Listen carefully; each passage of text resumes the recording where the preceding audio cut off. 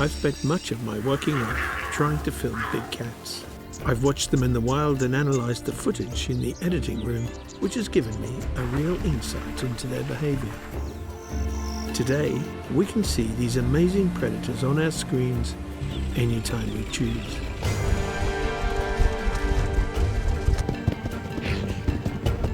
But until quite recently, we knew practically nothing about them.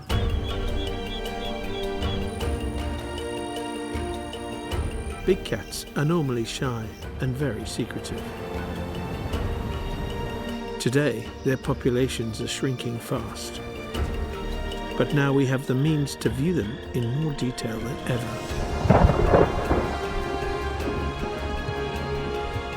And learn the intricacies of their lives.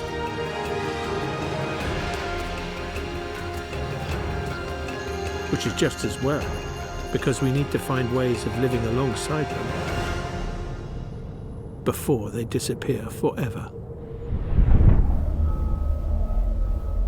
There is a cat so rare and which lives in places so remote and wild that the rest of the world barely knew it existed.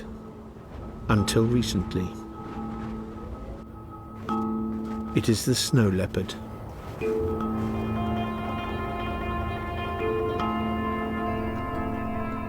Often referred to as the grey ghost or ghost of the mountains, this animal's rarity and elusiveness was legendary.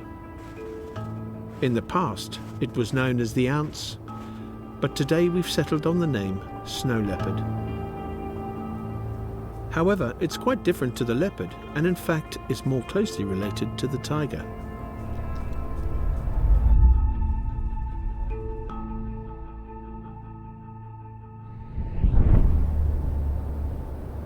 The snow leopard wears a luxuriant coat which is so thick it conceals a surprisingly long-legged and lithe animal. It has a strangely heavy brow, unlike any other cat.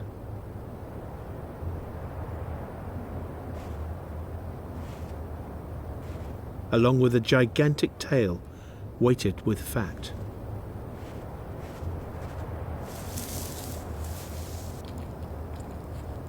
But like all the other big cats, it feeds on animals that are more often than not larger than itself.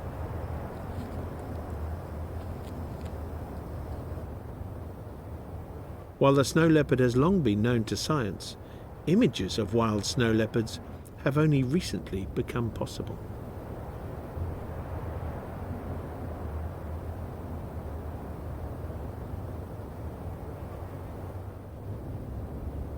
This is partly because of new technology, but mostly because increasingly snow leopards allow us to see them.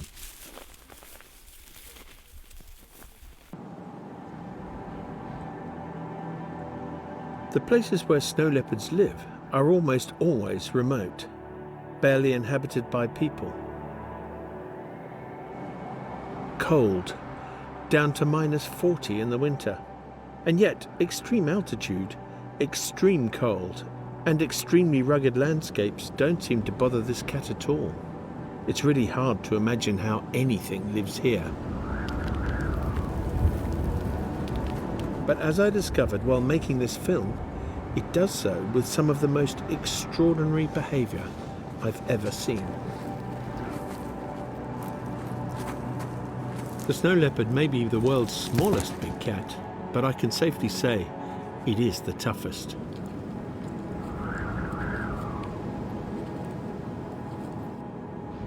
In this sparse environment, one of the snow leopard's biggest challenges is meeting another of the opposite sex.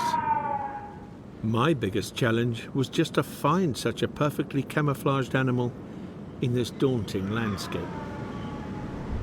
Snow leopards are found across most of the high mountains and plateau of Central Asia. They have the narrowest distribution of all the big cats.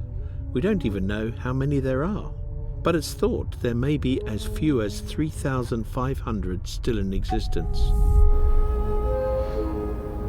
In the maze of peaks and gullies they normally inhabit, snow leopards are mostly invisible to humans. These are the Tost Mountains on the edge of Mongolia's Gobi Desert. It's dry and very cold, -40 in the winter.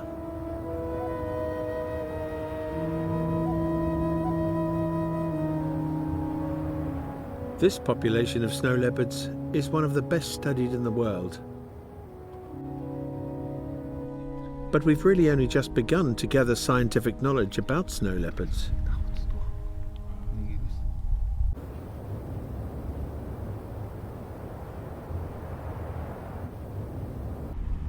Much of their lives is still a mystery.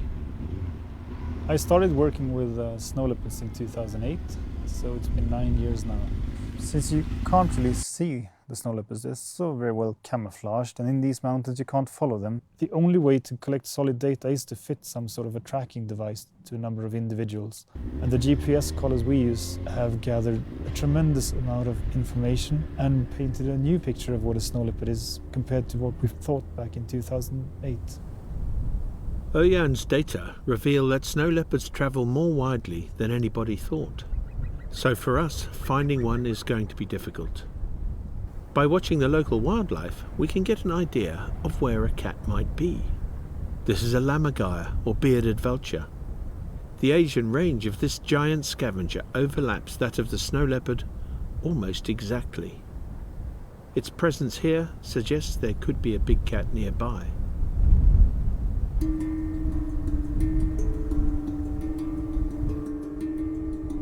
The cinereous vulture, the second largest of all vultures, is here too.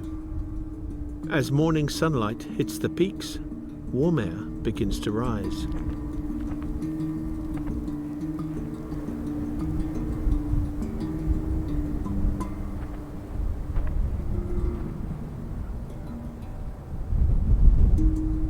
These huge vultures use their 3-meter wingspans on thermals to carry them over the mountains, and their high-resolution vision to notice the tiniest details, such as snow leopard kills far below.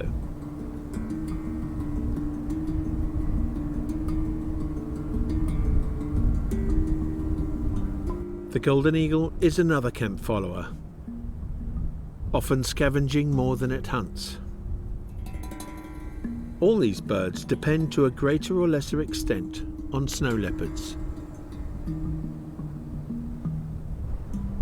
And the fact that they're here at all, and in the air, is a sign that perhaps there is a cat nearby.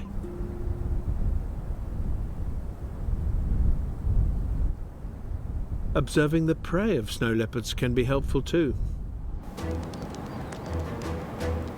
These are wild sheep called agali.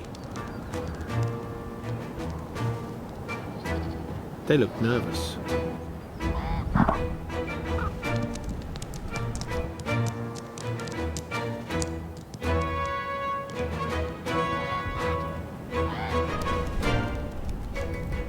And these are Siberian ibex.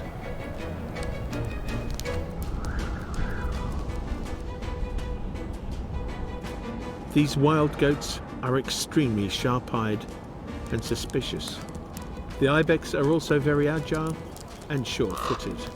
Any predator that could actually catch one of these in this landscape would need some extraordinary abilities and nerves of steel. The mature males are more than twice the weight of a snow leopard, and they're strong. Yet studies show snow leopards hunt even the largest males.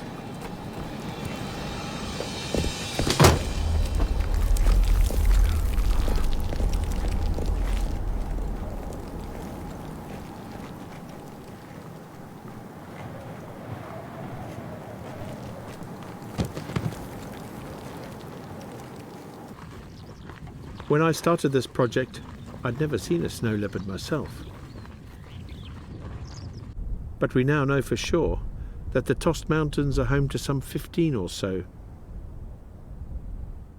And looking out for signs of their presence, the usual suspects were apparent. And also the remains of a kill. Just a leg. Watching us long before we spotted her, a female snow leopard, half a kilometre away. My first ever. Rather obviously stuffed with ibex. For us, daylight sightings were rare and mostly fleeting, and frequently too distant to get good pictures. We found the best time to see snow leopards was dawn or dusk. But even these distant glimpses of such a rare, elusive animal were a delight.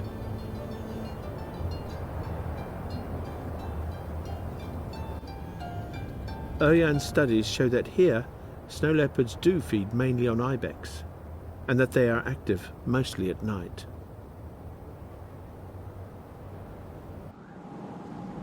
The cats watch the wild goats moving from their daytime grazing areas to nighttime sleeping spots. The sure-footedness of the ibex on these almost vertical cliffs is impressive.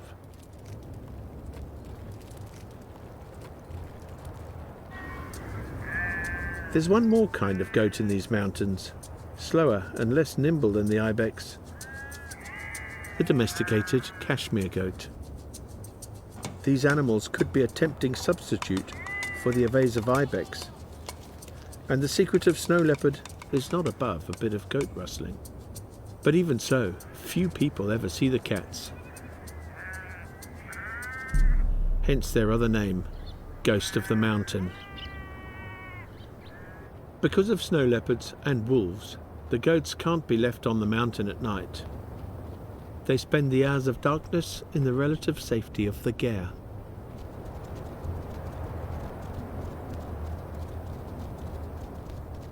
ер нь ирүүсэд ирч нэг нутгийн нэг уул хангаад нэг дор амьдэрдэг учраас ерсэн жил дээр нь 2 3 удаа хэд удаа энэ мал хойд явж байгаа энэ бол таарч л байдаг явж л байдаг юм та. The previous night, a snow leopard took a goat, decapitated it, and took the head away. The herder thinks it could come back tonight.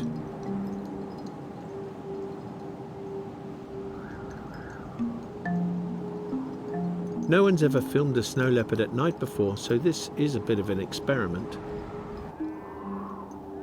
To help us, we have a thermal camera. Even at -20, it gives a clear view of everything.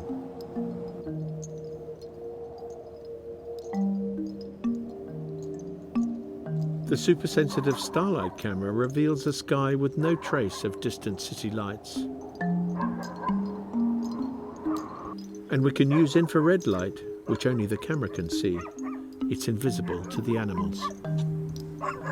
But we don't need special equipment to hear dogs barking. And soon there's a glint of eyeshine.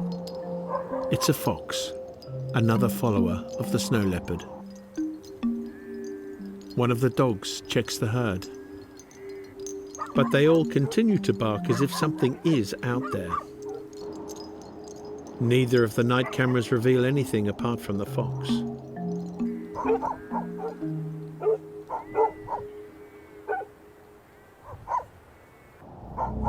Suddenly, on a distant ridge, 2 eyes are watching us. It's a snow leopard. Is that what's making the dogs bark? How could they possibly have detected it at half a kilometre away?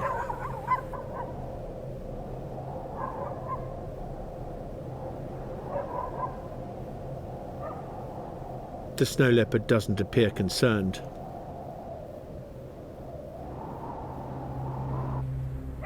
Nor do the goats. It's coming towards us.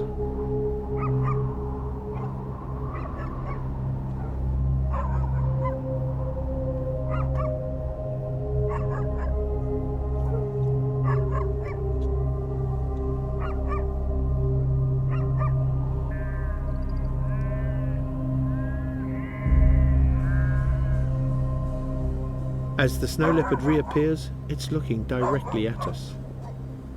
The light from our camera monitors is a giveaway.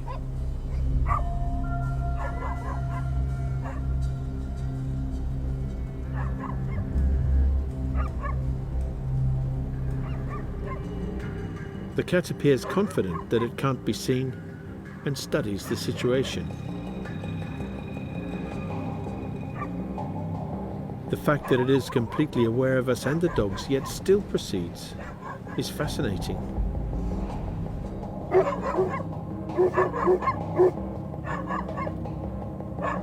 Perhaps it knows the dogs can't see it.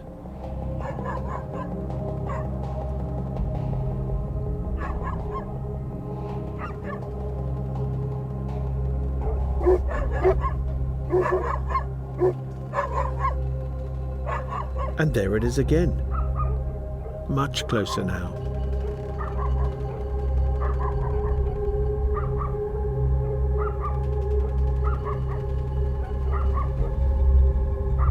Is it trying to get to the dead goat? Almost as if it has a plan, it moves silently into the gully. And then the barking stops. Do the dogs think the snow leopard's gone now? Incredibly, the snow leopard managed to kill a kid out of view of us or the dogs. It fed quickly and was long gone before anyone realized. So the snow leopard turns out to be cunning as well. They're not called ghosts of the mountain for nothing. It's not a big loss for the herder, but opinion is divided over what to do about snow leopards. Хот мотор ороод нөгөө мал энэ төрлөө орцсон байхад бол ер нь за яг хоног ганц нэгийг аваад ингээл яасан одоо байгалийн амтаа идэх ёстой юм авах ёстой юм авлаа л гэж бодно. Их харамсаад тэр үний хойноос гаслаад харамсаад үйсэн бол байдгүй юм. Гэхдээ миний хувьд бол Of course, this was revealing, but it didn't tell me much about how the snow leopards hunt ibex. So the next night we moved 20 miles to where a snow leopard had been sighted recently. Once the moon sets, the ibex seem to change their behavior.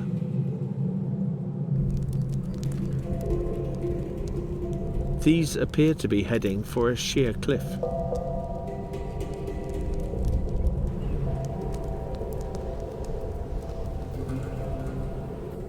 And there, they sit down and stay quiet. Sensible behavior on a cliff face when there's no moon.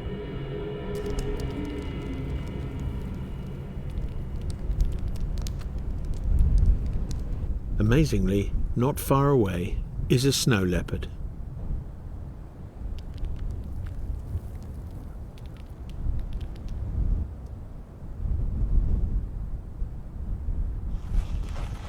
In the still night air, the sound of scraping echoes from the canyon walls. Exactly the kind of sound that ibex are tuned to hear.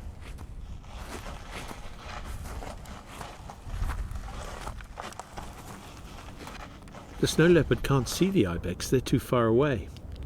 He won't even know they're there if they stay still and silent.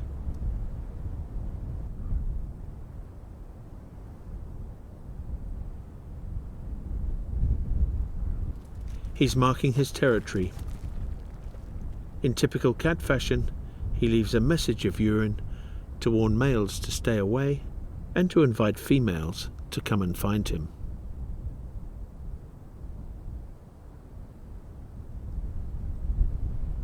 Watching an interaction like that makes me wonder if that's why snow leopards sometimes target domestic goats.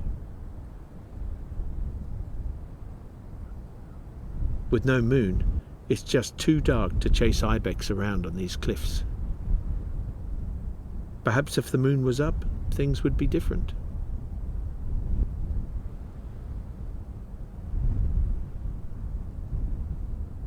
As the snow leopard walks around among these rocks in the pitch dark, he appears to be listening more than looking. His gait is slow and careful, but he shows little fear of falling. Perhaps the snow leopard's thick coat would cushion an impact should they slip.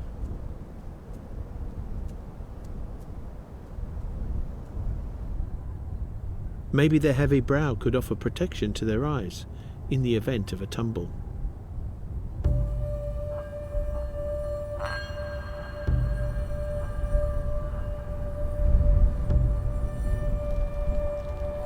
The satellite tags show that snow leopards walk long distances, often at night, navigating canyons and gullies with extreme care.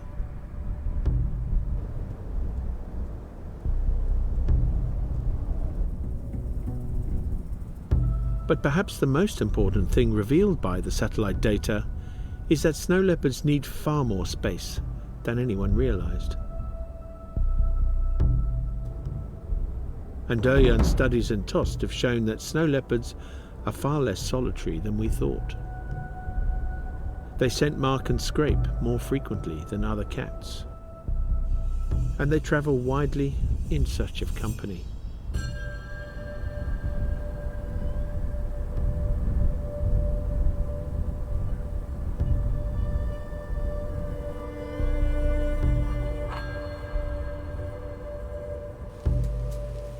They sniff the messages of those before them and then leave their own calling cards. We now know from satellite data that these cats also make long journeys between mountain ranges. In this way, snow leopards have colonized some of the most remote and harsh environments on Earth. But we still know little about them. However, the advent of tourism to these wild places gives an unexpected boost to our knowledge. More eyes and more cameras reveal rare behavior that has never been filmed before.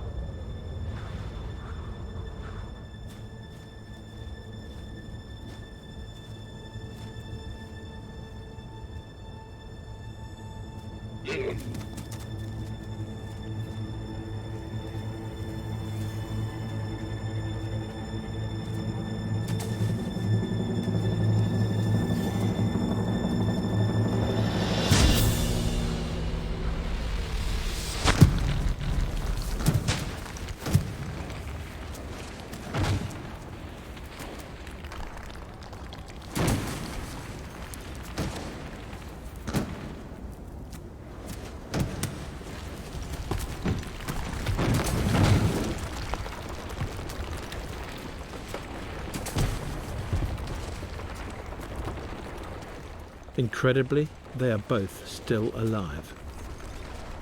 Only by watching it again is it possible to fully appreciate what actually happened.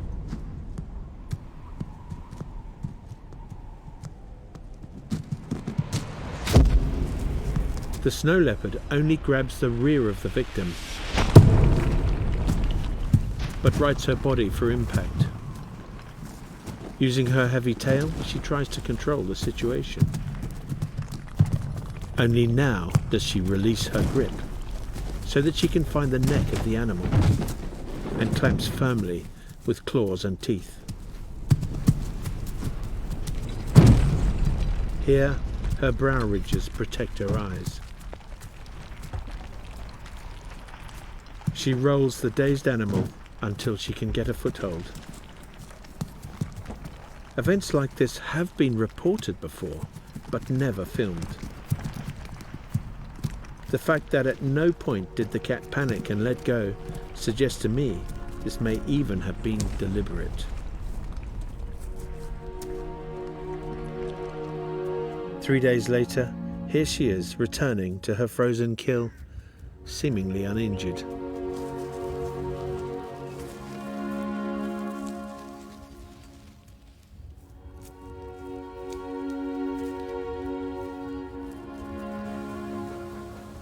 The snow leopard may not really be a ghost, but it does have seemingly supernatural powers far beyond our comprehension.